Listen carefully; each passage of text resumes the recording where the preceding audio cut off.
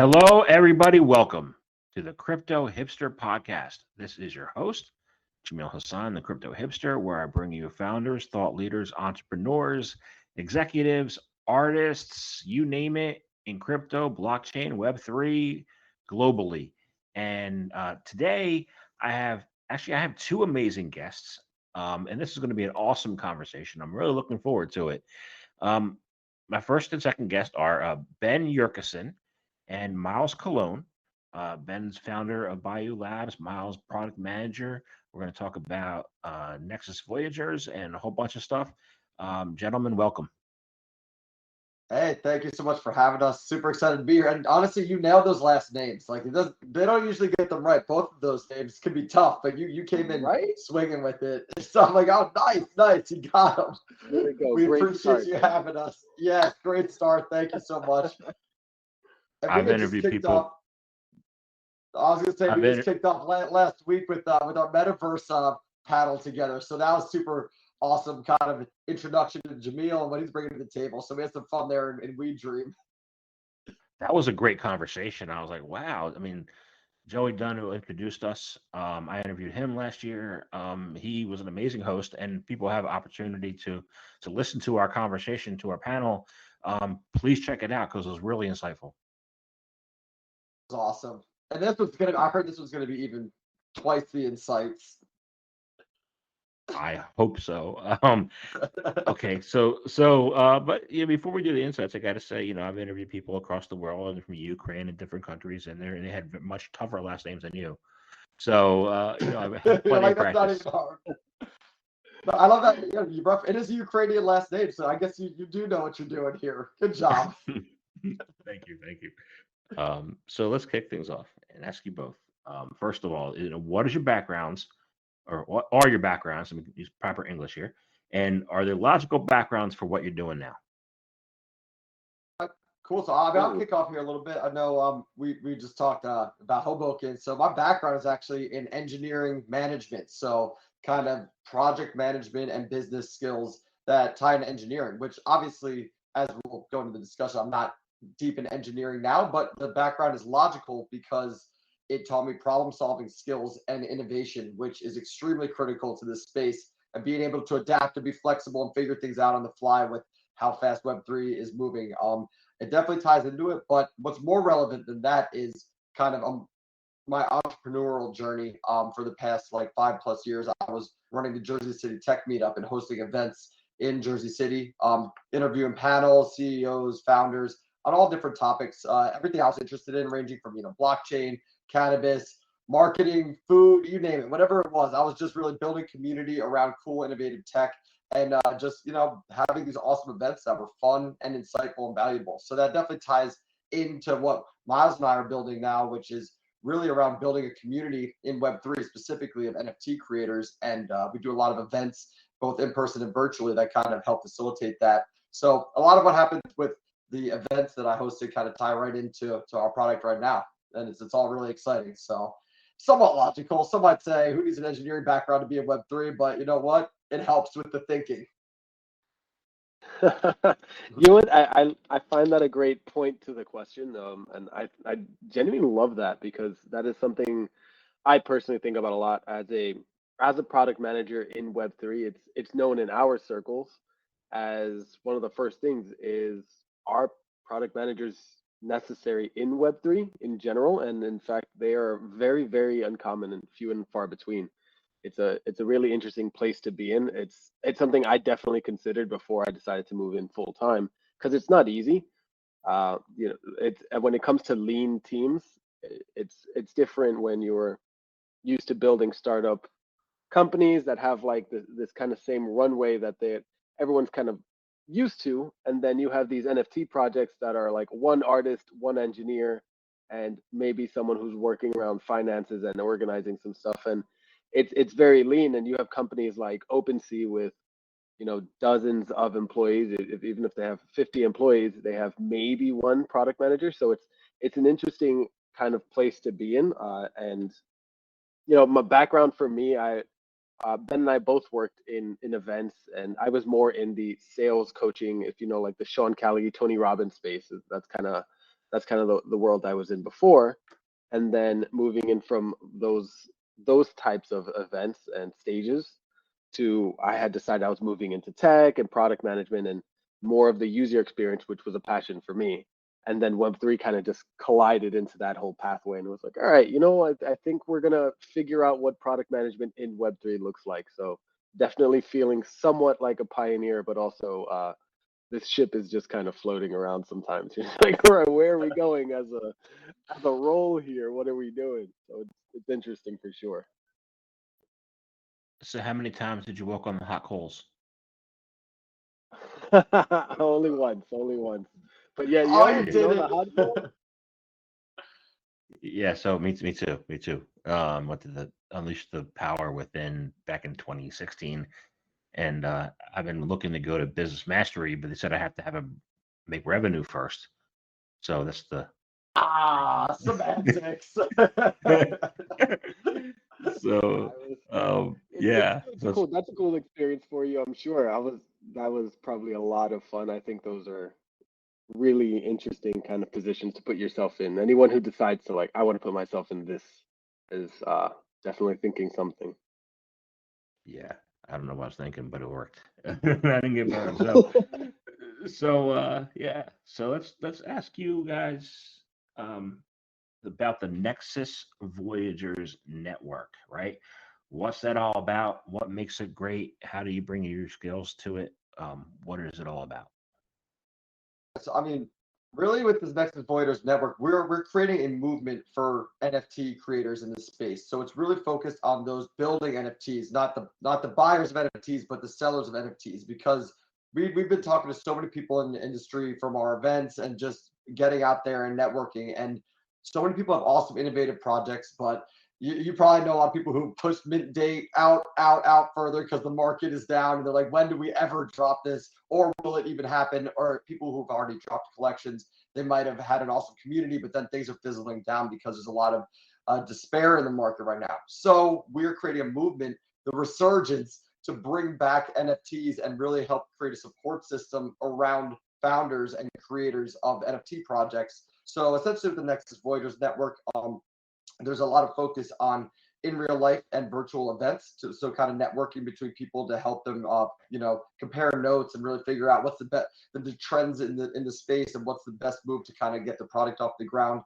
We have forums for people to kind of ask questions and really just get some advisory and consultation around their projects, and just peer-to-peer networking and kind of directories of resources. So a lot of these projects that don't necessarily have a budget because they ran out of the runway, we're trying to bring together a community of people who might say, hey, we are willing to work for creative financing. So maybe that's equity or NFTs down the line if you don't have initial runway. So we're basically creating a whole network and support system of the creators of the space who still believe in NFTs and see the power in them, but maybe are struggling a bit due to the market, because we believe in the power of WAGMI and the power of strength in numbers. So we're super excited about it. And we actually had a free mint of our boarding passes and entry point to the community. That happened about a month ago. We minted out 5,000 NFTs in just 1 hour, and we have now 2,500 unique holders. So super exciting traction, and we're looking to drop the Nexus Voyagers Network NFT towards the end of November. So all super exciting stuff. I'm obviously giddy about it. I'll pass the miles to fill in any gaps there, what I missed.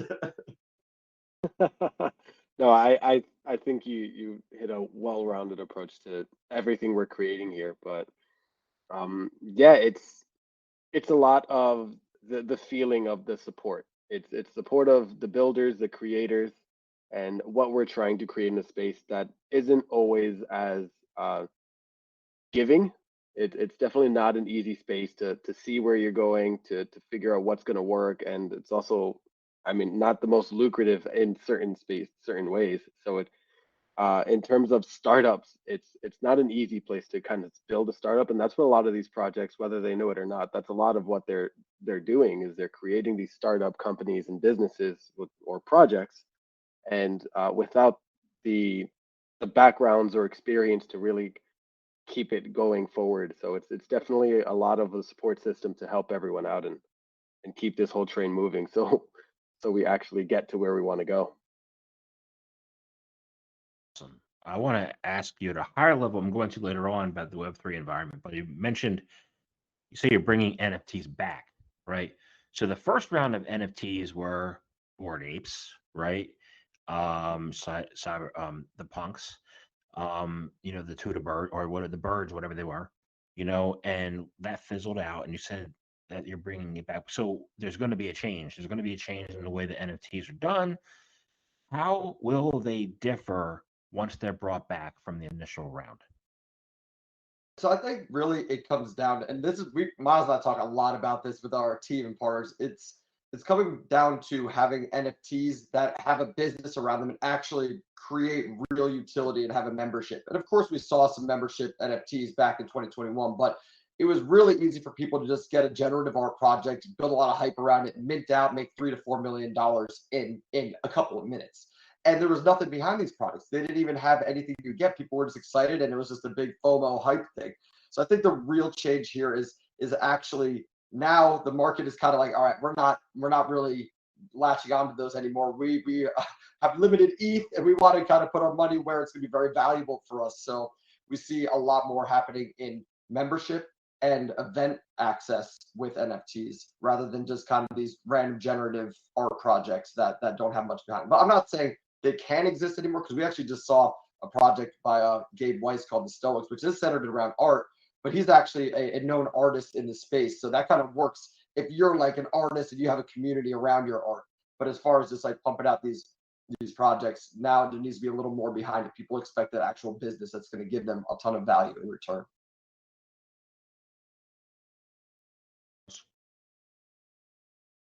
I think, it's a lot of the and I don't want to call it the real life, because there's the whole degen trend hype side to NFTs that you always have to be mindful of. That is those who are sitting on crypto Twitter, we call it every day, they're in a different world, I think, than those who are creating these businesses that are trying to leverage NFTs to hit a different type of market, or to just create different types of ownership. So when you have like Cute List, or like a lot of these other like hype projects that they don't even know what they're getting into, and they make crazy amounts of money in a bear market. It's interesting, because it's like, all right, they're hitting the hype, but they're like 1 in a million right now, versus companies like Starbucks that are turning royalties from rewards programs, and like these are big businesses that are going to make money off this in some way, and they're doing this in a different way as a business. So it's just different ways to approach what's coming up, and I think they're both just going to go in very different directions. I'd agree. So I want to talk about a word I don't really hear too much or haven't heard a lot. Like I grew up watching the Brady Bunch, so I heard the word groovy all the time. But there's a new word out there called Nifty. Nifty nomads. I want to ask you guys about that. How'd you come up with the word Nifty, and what's that all about too? Pass the Miles for that one. I want to give you the spotlight here, brother. Yeah, you know what, Nifty, it's actually a little bit of that.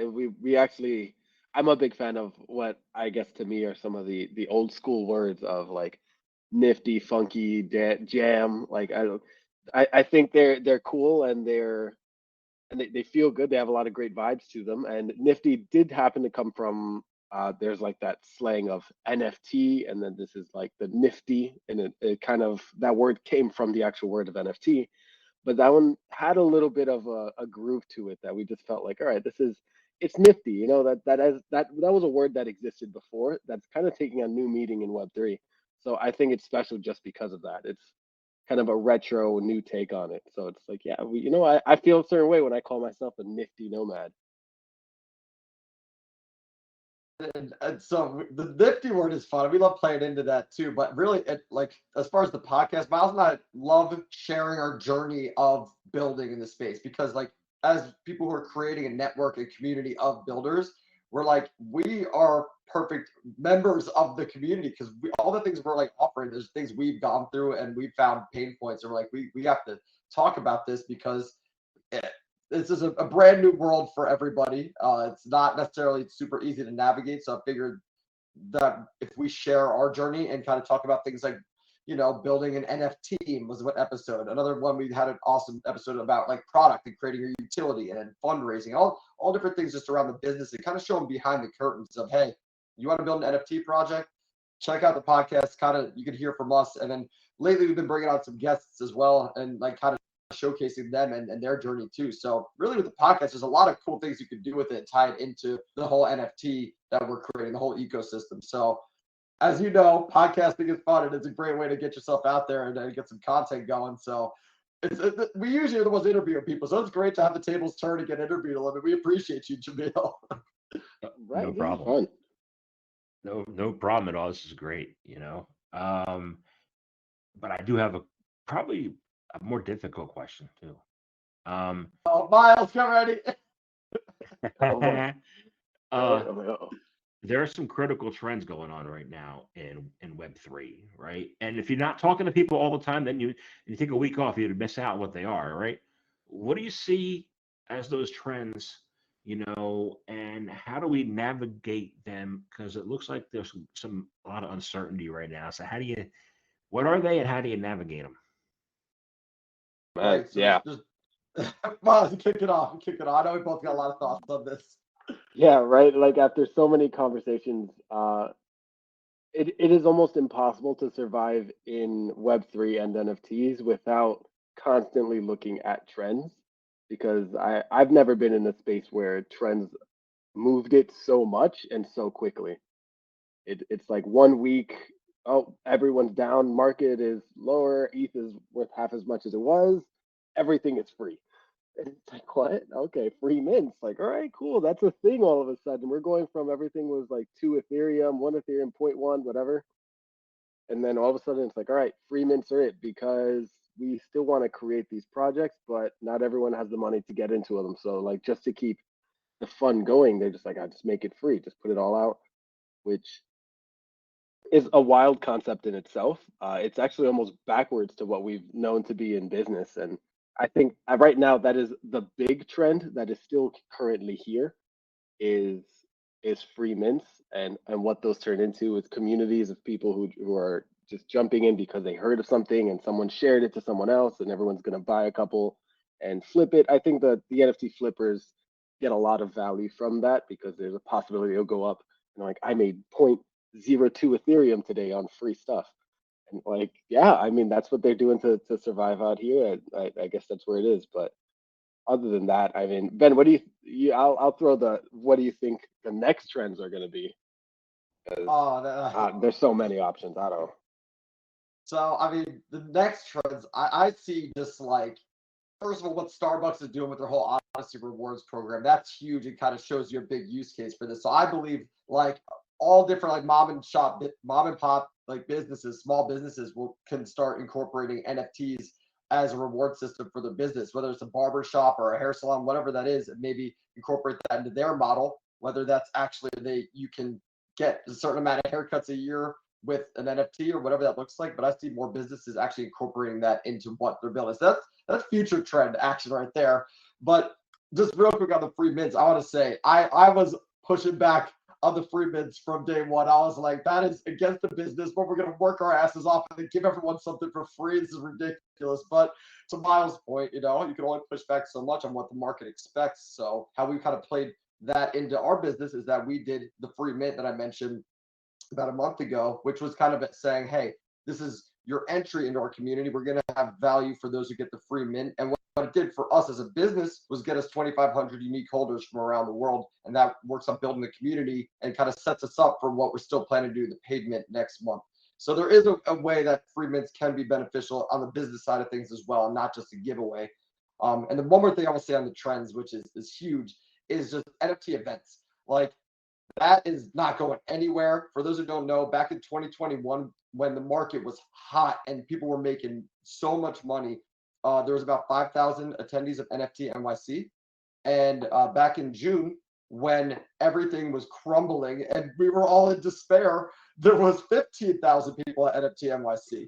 So just goes to show that people are still there. They're still in the space. And now more than ever, they need that support system to be like, hey, what the hell are we doing here? Like, how do we find success in this market? So the events and even like event ticketing with NFTs is huge, and companies like Yellowheart are doing really awesome work in that space already. So yeah, that's a couple of them, and like I think anyone who does events already or has a business or rewards programs can kind of tie that into their business without kind of derailing too much from what they're already doing. I met a number of awesome people who I've interviewed who went to the NFT NYC, and the level of energy and enthusiasm that I saw both times was off the charts. You know, you go to somewhere like DeFi world where these exchanges froze the accounts. It's a different world, So I see a good path there, and with that good path, how should content creators, kind of like me and other people like me, best navigate shifting their paradigm from Web 2 to Web 3? So this is interesting. Well, we don't have. First of all, we'll start by saying we have not fully figured this one out. This has been a big debate with me and Miles throughout the whole business. But I mean, just one thing on that I'll say is, you just really, as content creators, if you want people to listen to your stuff and see your stuff and get it out there, like, you got to pay attention to where your target is hanging out, and you have to go there because they're not going to come looking for you. There's like a very saturated market of content out there. Everyone is trying to get their word out there. So if you think that you're just going to put stuff out on like Facebook or whatever, people are going to come latching onto you. That's just not how it's going to work. So I would say, just as an initial like takeaway is, hey, in this world of Web3, people are chilling on Twitter. They're chilling on Discord. And I never was a Twitter user until, I mean, I had a Twitter account since 2012, but I never used it. It was like a dead account. But then when everyone started being on Twitter, I was like, well, I guess I better get on here because that's where they're all talking. And if you want to get in front of the right people, you got to pay attention to where they're chilling. So that's kind of my little take on actually just like knowing your audience and where they are. But I'll pass the Miles too, because I know we've had a lot of fun conversations on this one. And Jamil, if you crack the case, you got to let us know too. Yeah, right. But I'll let you guys share first. Yeah, it's a little bit of everything, as we know. I think we're moving out of, everyone's kind of awoken to the idea of omni channel, kind of multiple touch points. Your bank has your email, they have text message, they have call. So everyone's like really tapped in so many other ways. And then we add Web3, and it's like, what can you do for content creators? And it's like, okay, well, you still need constant touches to really be able to like hit everyone at the same time and to really have that reach. But Web3 specifically is about the ownership, and not just the ownership, but the benefits of ownership. And as long as you're kind of able to show some form of that, and if you can get creative and make it easy, I think there's a lot of ways for specifically content creators to really win. But the problem is that it's not easy. We're very young as an industry, and there's not a lot of ways to leverage what you have better than what exists in Web 2. Like the amount of money people make on YouTube channels and subscriptions is just out of this world, bigger than if you were one person creating an NFT project and trying to leverage that. But music creators are saying, they can do a lot more than what they might get on something like Spotify or Apple Music. So it really kind of depends. And I think it takes a little bit of everything, and really, really, like you said, Ben, leveraging what you have towards the people who are your audience. Like, where are they? What do they want? And finding creative ways to give it to them, and seeing what comes out of that. Awesome. Yeah, my insights are this. I know my audience as far as demographics, right? I'm in 50 countries, and I know that I'm 38% Gen X, 68% millennial, or the 58% millennial, and 2% boomer, and 2% 20-year-olds. So I don't even target them. Is that why the crypto hipster? Is that where the name came from your audience? Well, no, my brother told me that I should be the crypto hippie. So, because I'm 51, I'm not a hipster. Hipster is a young person. And well, a hipster is a young person who doesn't wear fashionable clothes, and I meet the non-fashionable clothes wearing part. So, I love it. So So let me. You mentioned YouTube, and this is going to tie into my next question. If I post something on Spotify, I still own my content. If I post something on YouTube, Google owns the content, right? So how do we create an environment where the content creators don't get the ownership taken away by these big tech major companies who could do whatever they want to us? I feel like you could talk on the rug. You've been following Rug Radio a little bit. I think it might be a good example of kind of how people are decentralizing content a little bit. What do you think? That's a great way of since we're on a podcast, of taking something like a radio station podcast, because what they've managed to do is it's different because what they sell is placement and slots on their so-called, like, quote unquote radio station. But someone can buy an NFT and they can be a speaker at on a certain time slot for this station. But really, it's like a Twitter Spaces, and they just have this account. So their account is the so-called station, and you can buy a spot and a slot to speak on this radio station, and you have your kind of thing. So really, they're selling to the radio speakers, so that, which are the content creators in this case. So they managed to find a way to take something as old-fashioned and as an industry as radio, and like, okay, how do we give that ownership? It's like, you own this time slot, which anyone who's been in radio, they know, like, the power of having your own time slot that you actually own, and someone doesn't manage that for you and all that, like, that's a huge nightmare and pains for big companies to have that power over you. So it's like, you own this slot. That's cool. And what you speak about is up to you. Your content's up to you, your audience, and what you bring in, that's all still yours. And the everything that's produced is also yours. So what you do with it is, it's all very much in every other way like a solopreneur. Everything you produce and everything you get from it is yours. We give you the platform. Whereas, things like YouTube, if you put it on YouTube, I mean, there's no real way of getting around the fact that they own it. They have it. They can do whatever they want, and they can protect it or not protect it as much as they want. So it's very difficult to really pave your way with different types of mediums. I mean, radio is very different than music, so it's like, how do you go about this? It really depends.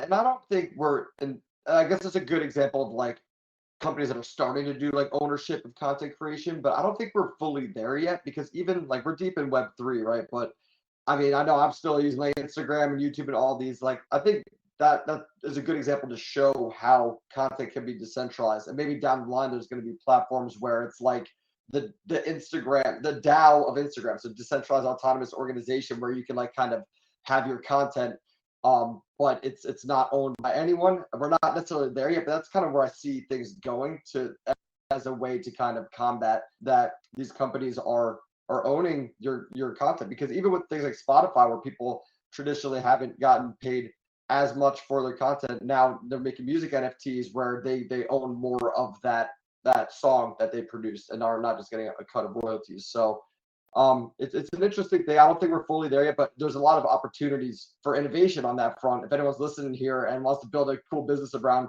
decentralizing content, that's a big opportunity there. You know what? A Yeah, lot of it goes into adoption. Sorry to like jump in, but now I'm kind of thinking it really lands with adoption, because, like you said, Spotify and the music NFTs, Spotify is looking at Web3 and NFTs as a tool, and they're only looking at it because we care. They'll move wherever the masses say, like, this is something we all want, and if you don't get in on this, you will lose. And if they're a smart company, they'll try and get ahead of it, and they will find a way to leverage it so that they stay relevant.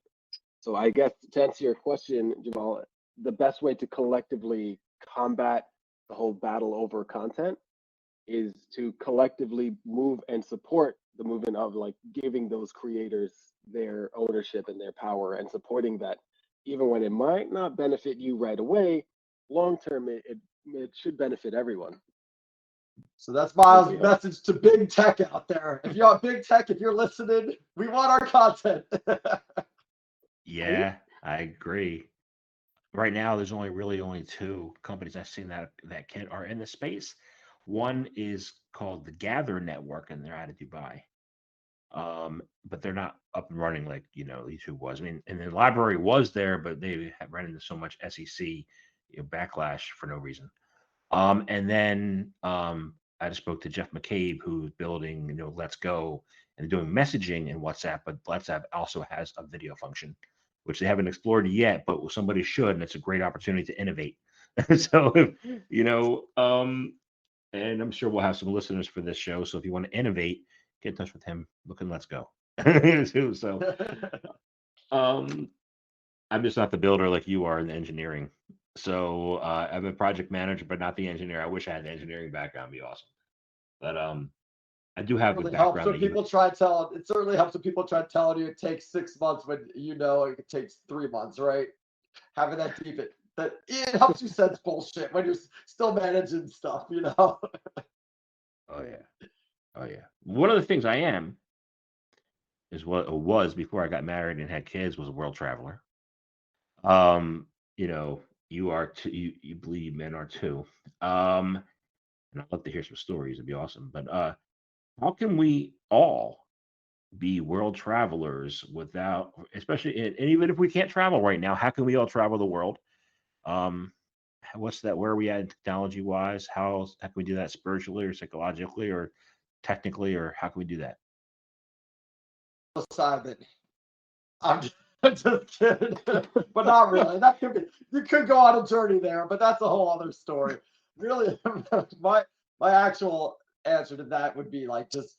I mean, as we just experienced the metaverse, like it's crazy. We just had an event in wherever we were, but we were together in the same room in the metaverse, right? And we've been talking to a lot of different companies who are like building out whole cities like Dubai and all places around the world where you could actually go travel. You get on a virtual reality headset and travel, and then you could be in these different areas of the world and explore and actually hang out with people that you aren't with physically in the world.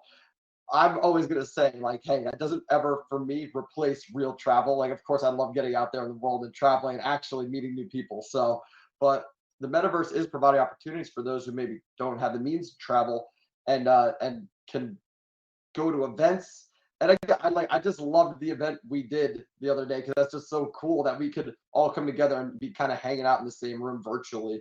So, but real quick, since you brought up world travel, and I want to mention that actually we haven't really made this announcement yet, but the Nexus Voyagers Network is doing a world tour leading up to our mint on November 17th. So we're hitting Dubai, Medellin, Ibiza, London, Miami, Chicago, LA, New York City on this awesome world tour. We're going to be having in real life networking events with the communities, and we have ambassadors in these respective regions that are going to be kind of representing us and setting this up and getting, continuing to build that global network of builders leading up to our mint. So just on the world travel front, I thought it'd be a nice way to kind of plug that in and say, hey, if you're in any of those major cities, we're setting that up over the next 2 months. So stay tuned for an announcement. And if you're not in those major cities, but you're in a city and you want to be an ambassador with us, like we're looking for people to kind of be a part of this ecosystem with us all around the world. So that's my little plug, but I'll pass to Miles on that and see if he has any other thoughts. I feel like every time you say that list of cities, I missed one. I'm just like, hey. I think I got good at nailing the list. I think I nailed it. Like, I've memorized it at this point, but for the first couple of times, I was like,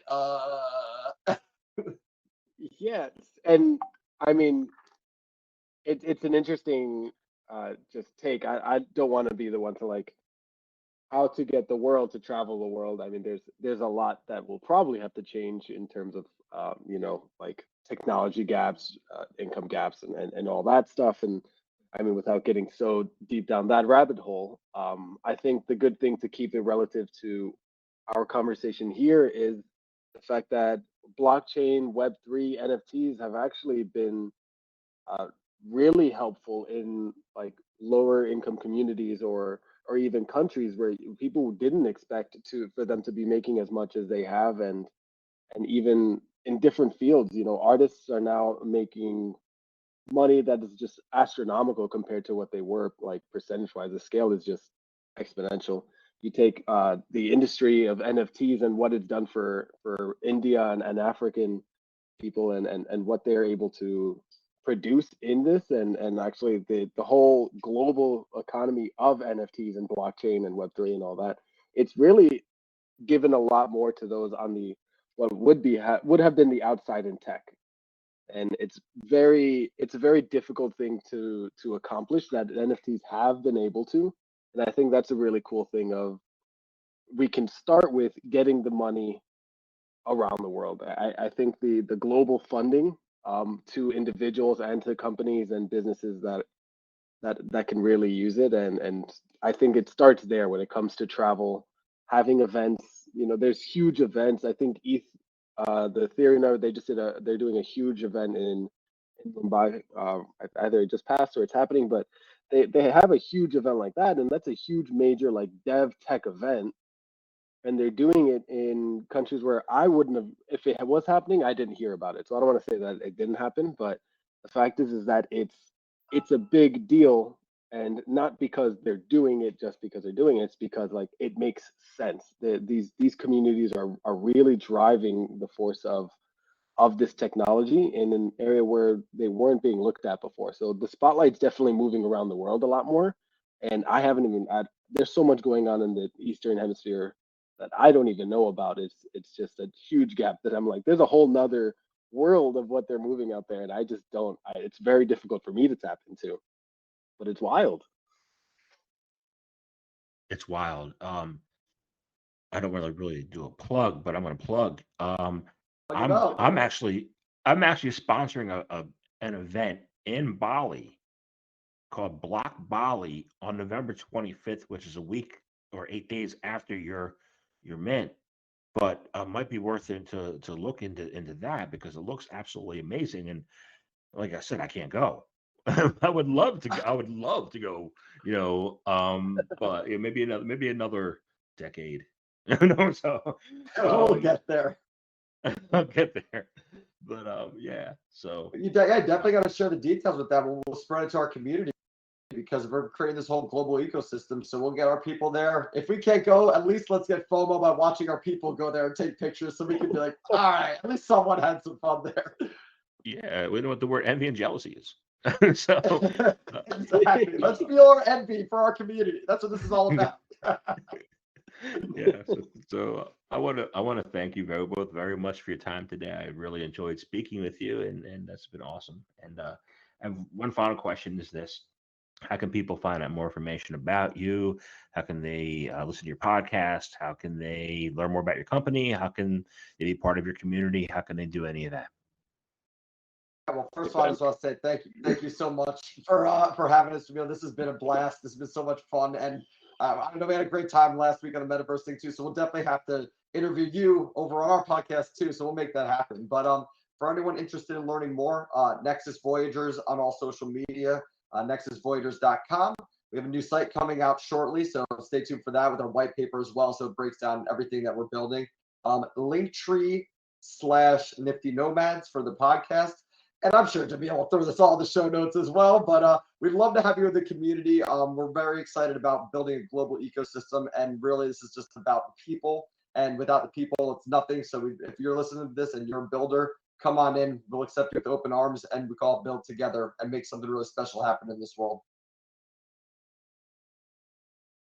You got Miles. You got a final. The final. Oh, man. Yeah, great job. You always knock the tags. I'm more forgetful with those things, so I appreciate you, Ben, and I appreciate you, Jamil. This is fun. It's a lot of great, just sparing thoughts, and some things that sometimes I even forget. You get very much into the mud, and you just forget to look around a little bit. So this was great, and thank you for having us. This was great. Thank you both for your time today. Appreciate it. Yeah.